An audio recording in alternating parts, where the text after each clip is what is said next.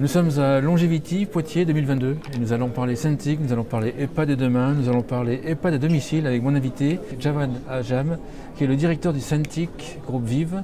Bonjour Jawad. Bonjour. Peut-être te présenter si tu le souhaitais, ton parcours si tu as envie, et puis présenter le Cintiq. Écoute, avec plaisir. Déjà, merci pour cet entretien. Alors, moi, mon parcours, c'est un parcours qui est, on va dire, assez atypique, puisque j'ai un parcours plutôt d'informaticien, puis après d'économiste, et puis en ce moment, je suis en train de terminer, un vieil étudiant, je suis en train de terminer une thèse avec l'Université de Sherbrooke sur l'éthique, mais autour des technologies au domicile. Donc, c'est une lecture un peu, j'allais dire, un parcours qui a accompagné finalement toutes les initiatives et les projets sur lesquels j'ai travaillé. Et ça se retrouve, en tout cas j'espère, dans la manière dont le Cintiq se développe depuis maintenant un peu plus de 10 ans. Alors le Cintiq c'est quoi? C'est un centre d'expertise national des technologies pour l'autonomie et la santé. C'est né parce que la CNSA à un moment donné, en 2009-2010, a voulu doter la France de centres d'expertise qui vont accompagner et accélérer le développement et l'usage des technologies pour l'autonomie, des technologies pour une bonne santé et un vieillissement actif. Alors on a eu la chance de le faire à travers la Mutualité française, puis maintenant d'être géré par un grand groupe, ce qui nous donne un potentiel intéressant et un super terrain de jeu puisque on fonctionne en mode Living Lab, c'est-à-dire on est là pour faire en sorte que on puisse identifier, caractériser le besoin, on puisse faire en sorte que pour ce besoin-là, on va identifier les réponses, qu'elles soient technologiques ou services, toujours autour de l'autonomie et de la santé. On va pouvoir le tester, on va pouvoir l'évaluer et puis on va pouvoir accompagner sa mise sur le marché. Mais ce qui est intéressant dans tout ça, c'est qu'on a un magnifique terrain de jeu puisque le groupe Vive, c'est plusieurs centaines d'établissements sur le territoire, ça va du bébé jusqu'à la personne âgée et donc cette possibilité de tester des choses dans le vivant. Concrètement, Des exemples voilà, que vous avez fait de projets. Concrètement, ça nous permet de travailler sur tous les sujets. Alors, le projet emblématique, 2015-2016, c'est la technicotech. C'est-à-dire qu'on a identifié un besoin clair, c'est l'accès aux aides techniques qui était compliqué. À cette période-là, le dossier, il lui fallait 6 mois.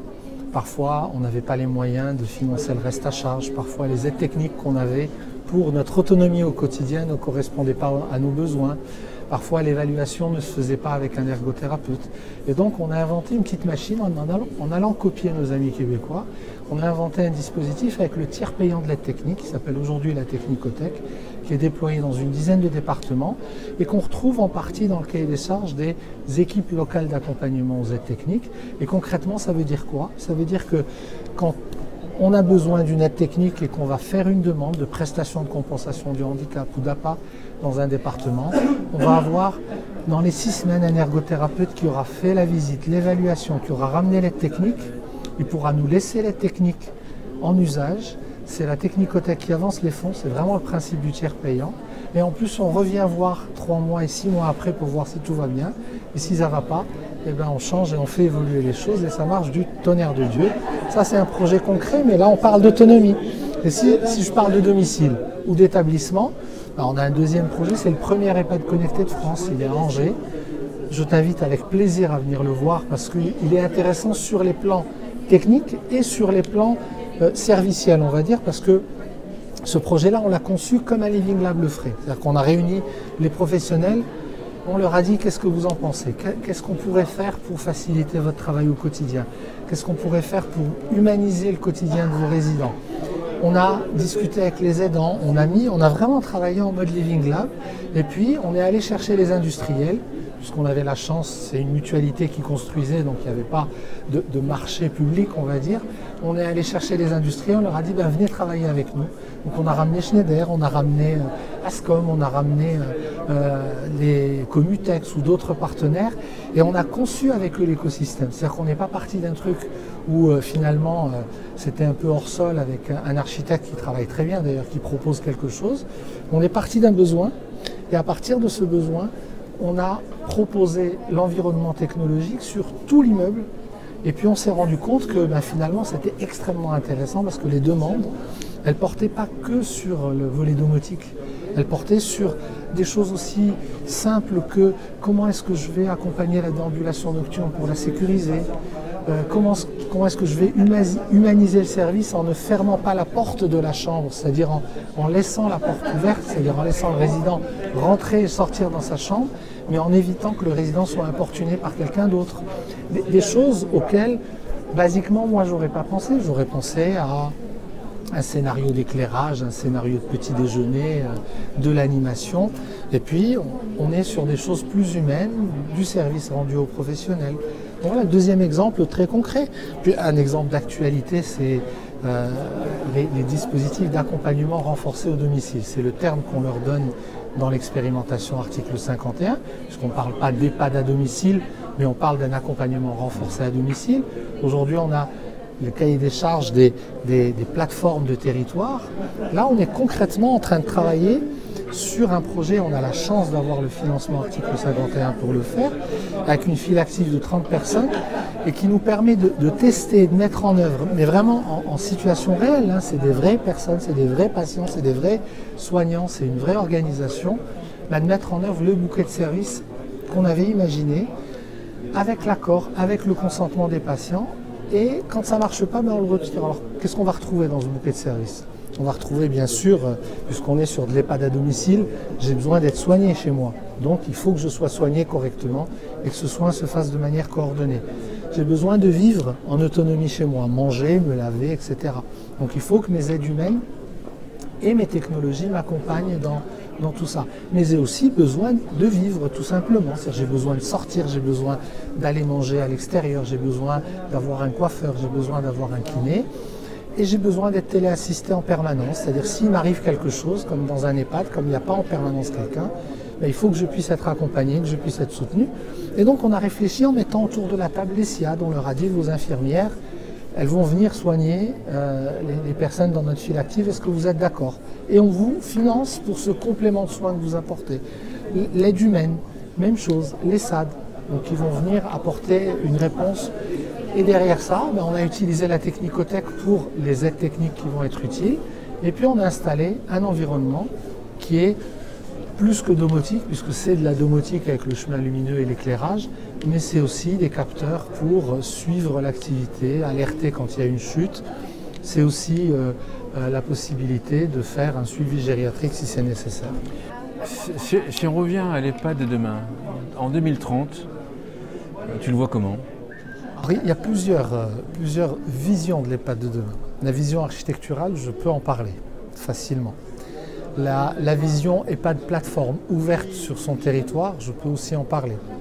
La vision populationnelle, quelle population on va accueillir et comment on va l'accueillir, je peux en parler.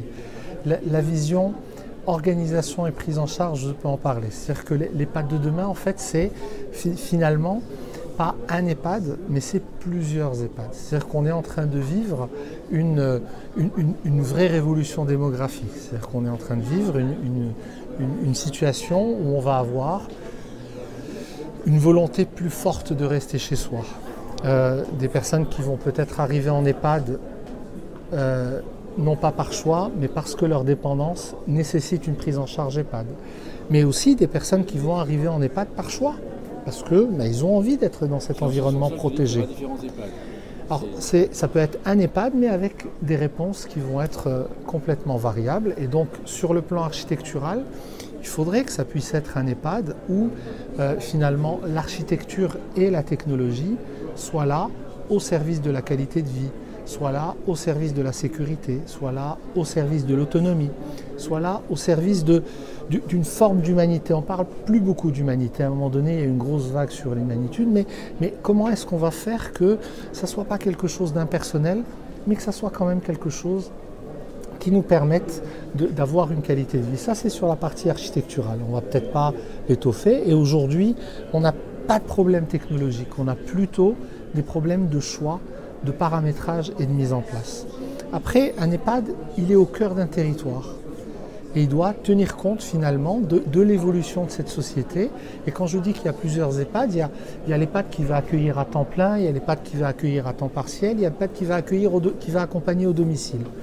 Et là, on a au sein de l'EHPAD, il y a au sein de l'EHPAD les ressources, il y a au sein de l'EHPAD les compétences. Et l'EHPAD peut apporter finalement des réponses qui vont être des réponses multicartes. Il va apporter une réponse quand on est dans l'EHPAD, une réponse qui va tenir compte de ses va-et-vient et une réponse pour accompagner au domicile. Après, on a une question, c'est-à-dire qu'on ne gère plus aujourd'hui un EHPAD en fonction des services qu'il doit rendre, mais on gère un EHPAD sur un aspect budgétaire. C'est-à-dire qu'on a une dotation et on met à côté de cette dotation les ressources humaines qu'on peut mettre si on a la chance de les trouver. C'est-à-dire qu'on a complètement changé de paradigme. On est parti de « je fais avec ce que j'ai et puis je vois si ça marche ». Et on n'est plus du tout dans cette période-là. On a des populations qui ont des besoins moins importants que d'autres. On a des actes qui sont plus prioritaires que d'autres. On a des organisations qui doivent tenir compte de ces éléments-là et qui doivent le faire de manière humanisée, pas mettre en place un PASA dans un coin fermé parce qu'on ne veut pas que ça dérange et puis gérer d'une autre manière un environnement à côté. On doit essayer de revoir les choses, mais pas avec une version comptable ou pas avec une version CEPOM. Le revoir vraiment avec une vision besoin. Alors c'est une nouvelle école. On commence à avoir en ce moment des penseurs, des architectes, je pense que tu fais partie d'entre eux, qui poussent à ouvrir ça, à ouvrir son regard, à ne pas rester sur un regard qui va être architectural ou financier. Parce que si on est uniquement sur un regard architectural, si on est uniquement sur un regard qui est comptable, ou si on est uniquement sur un regard organisationnel, on ne répondra pas forcément à l'essentiel qui va être le besoin et l'évolution de la population. Donc j'espère que je n'ai pas dit trop de bêtises parce que je l'ai vraiment dit à chaud. C'est-à-dire que l'EHPAD de demain en 2030, c'est les EHPAD actuels qui sont améliorés, modifiés, enfin le terme que tu veux, ou il faut reconstruire des EHPAD?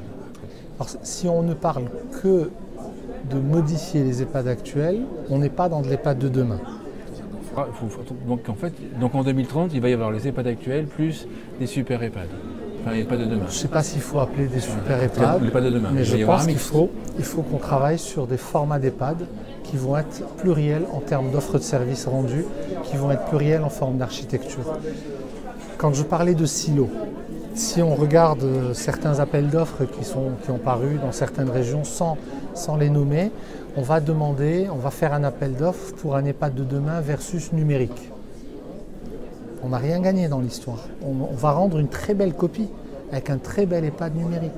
Mais si on n'a pas pensé à finalement réfléchir à cette alternance entre le domicile et l'EHPAD, à proposer du vrai droit au répit organisé, à avoir une forme de pluridisciplinarité dans l'équipe, à avoir une forme de priorisation et de gestion des actes en fonction des besoins avec une organisation plus fluide et plus agile, il y aura forcément un écart entre une population qui va être de plus en plus variable et une réponse qui est apportée par l'établissement. Ou alors on fait le choix de dire moi je ne suis qu'un EHPAD pour des personnes ultra médicalisées et moi je suis un EHPAD pour des personnes avec un profil plus... Tu crois que la société, la France, nos pays, pourront financer cette vision de l'EHPAD de demain? Alors aujourd'hui, l'EHPAD coûte relativement cher. Et on est toujours sur une lecture qui est basée sur une architecture existante, sur des charges fixes à financer, sur des coûts qui sont identifiés. Quand on repart d'une copie et qu'on imagine finalement les choses, si on prend un EHPAD de 80 places et qu'on a 40 places en hébergement en résidence, qu'on a, je dis n'importe quoi, 20 places en alternance et 20 places à domicile, cet EHPAD de 80 places ne va pas coûter aussi cher qu'un EHPAD de 80 places en résidentiel en charge fixe tel qu'il est pensé aujourd'hui.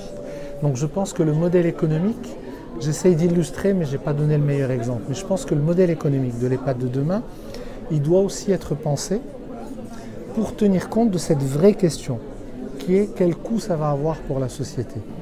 Parce que et pas uniquement côté EHPAD, pas le côté domicile, c'est ça, c'est quel est le global au final. C'est essayer de réfléchir. Pour 100 personnes, différentes situations, quel est le coût global pour les 100 personnes? Voilà, c'est essayer de réfléchir une offre de service qui tienne compte d'un territoire, d'une population variable, qui va elle-même par rapport à ses besoins variés dans le temps, et avec un EHPAD qui va être capable d'apporter cette agilité en termes de réponse, et qui va être capable finalement d'accompagner différemment et de tenir compte de cette gestion de priorité. Si je prends l'EHPAD connecté, une des questions que nous ont demandé les professionnels, et j'ai trouvé ça extrêmement pertinent, ils nous ont dit la nuit on n'est pas assez nombreux.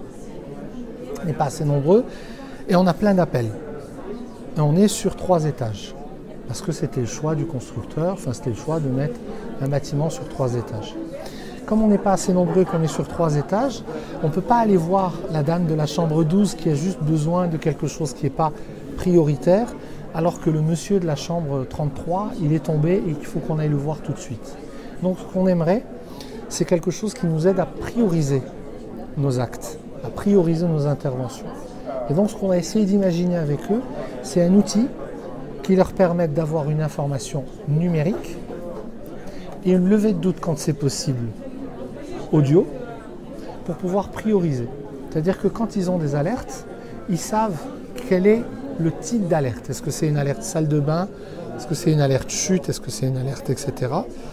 Quand la personne est capable de répondre, quand cognitivement elle est capable de répondre, ils vont pouvoir, comme n'importe quel système d'appel malade, parce que tout existe sur un plan technique, ils vont l'interpeller et puis ils vont pouvoir prioriser. Donc je me déplace d'abord vers la chambre 33 et si j'ai le temps, j'irai voir la chambre 12 parce que c'est important malgré tout d'aller voir la chambre 12 et de la rassurer. Le prochain projet d'une Cintiq. Ah, il est magique. Alors là, il ne fallait pas mettre une pièce dans le jackpot. Bah oui, il reste encore 7 minutes. Oh, c'est pas de problème. On va pas aller au-delà de 7 minutes. Le surnom du projet, on donne des noms à chaque projet. Hein. Le projet d'EHPAD à domicile, c'est Philémon, et ça vient de la légende de Philémon et Baucis, le petit couple de vieux qui reçoit Héraclès et Zeus. Ils sont très pauvres, et puis comme ils les reçoivent, ils ont droit, parce qu'ils ont demandé juste à vivre et mourir ensemble, ils ont droit de vivre et mourir ensemble. Et le nom de code, ça sera ni Philémon, ni Baucis, ni la Technicothèque, ça sera le majordome bienveillant. Parce qu'on a essayé de réfléchir à une problématique. Aujourd'hui en France, on est sur un constat réel, et puis on peut le voir en Corse, on peut le voir en Vienne, on peut le voir en Isère, que on veut vieillir chez soi. Le chez soi peut être différent, mais on veut vieillir chez soi. Et donc l'idée, c'est d'apporter, pas autant que l'EHPAD à domicile, mais d'apporter cet environnement dans le chez soi pour accompagner, mais de le faire finalement en redonnant vie au bourg, ou en redonnant vie au quartier, ou en augmentant l'activité, la place de marché du bourg et du quartier. Et donc on travaille aujourd'hui sur un projet qu'on va expérimenter, j'espère bientôt sur une île, en Corse. On travaille sur, par groupe de 12, des personnes âgées qui vont être chez elles, seules ou en couple, qui vont avoir droit à un espace partagé dans lequel ils vont pouvoir venir faire des choses, mais qui vont surtout avoir chez eux une évaluation, des aides techniques pour être le plus autonome possible, quand c'est nécessaire des capteurs s'il se passe quelque chose, et une interface qui va être adaptée au profil, donc qui pourra être humain, qui pourra être technique, mais qui va être l'interface avec la place de marché du village, l'interface qui va leur permettre d'avoir accès à ceux pour lesquels ils ont exprimé le besoin, qui va être des éléments essentiels comme se nourrir ou se déplacer, mais qui peut être des éléments moins essentiels. Donc le majordome bienveillant, c'est de la conciergerie numérique qui est couplée avec la table de chevet connectée, donc avec tout le volet système intelligent au domicile, dans laquelle on va avoir un facilitateur de vie ou un animateur de vie partagé qui va être là pour accompagner un groupe de personnes en s'appuyant et en s'inspirant du cahier des charges des logements inclusifs, mais en travaillant sur un modèle de logement inclusif diffus. Ça, c'est un pilote, c'est un test. C'est ça. Comment est-ce qu'on passe à la phase industrielle, à la phase Alors, il faut que le test marche bien. Comme ils disent maintenant. Il faut que le test marche bien, qu'on ait retiré ce qui marche un peu moins bien, qu'on ait validé le modèle économique, et puis après, on est sur du déploiement. Mais dans le test, il y a déjà les industriels. Ouais, il y a déjà les industriels, tous, start-up et industriels, parce qu'il n'y a pas que ça. Il y a les collectivités, parce qu'il faut qu'il y ait un modèle économique derrière. Tous nos projets se basent sur du droit commun. C'est-à-dire que notre cible, elle est très mutualiste. C'est-à-dire que la table de chevet, quelqu'un qui a les moyens peut l'acheter, mais on l'a d'abord conçu pour que celui qui n'a pas les moyens, entre guillemets, de l'acheter, qu'il puisse être accompagné pour l'avoir aussi chez lui. Donc on travaille, on va avoir les industriels, on va avoir les usagers dans la phase test, on va avoir les collectivités, et puis ensemble, autour de la table, on va se dire, ça vaut le coup d'y aller, on continue, et voilà les dispositifs de droit commun qui vont nous permettre de... Tous les exemples que j'ai donnés là, c'est des exemples qui ont tous leur modèle économique. La technicothèque, l'EHPAD connecté, l'EHPAD à domicile, et si on se revoit dans 1 an et demi, parce que c'est a priori, j'espère que ça démarrera en janvier. Si on se revoit dans 1 an et demi, on parlera du majordome bienveillant avec, j'espère, son modèle économique en place. Super. Merci Jawad Ajam. Je rappelle que tu es directeur du Cintiq Groupe Vive. Merci beaucoup. Merci.